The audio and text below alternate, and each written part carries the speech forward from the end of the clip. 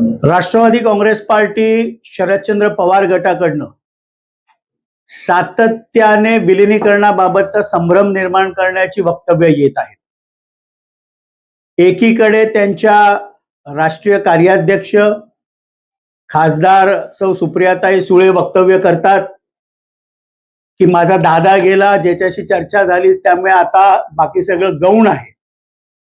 आणि माध्यमांशी बोलताना रोहित पवार असतील, त्यांचे खासदार अमोल कोल्हेजी असतील, हे सातत्याने पडद्यामागनं विलिनीकरणाचा मुद्दा हा माध्यमांसमोर बोलून महाराष्ट्रामध्ये एक संभ्रम निर्माण करण्याचं वातावरण तयार करत आहेत.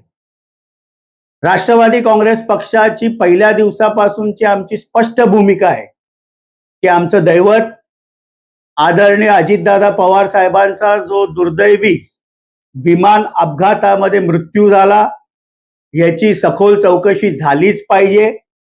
दोषींवर कडक कारवाई झालीच पाहिजे. विमान अपघातासाठी जबाबदार असलेली VSR कंपनी असेल, पायलट्स असतील, VSRचा ट्रॅक रेकॉर्ड असेल, या सगळ्याची चौकशी झाली पाहिजे. किंबहुना राष्ट्रवादी काँग्रेस पक्षाने माननीय मुख्यमंत्र्यांना भेटून CBI मार्फत देखील स्वतंत्ररित्या चौकशी झाली पाहिजे.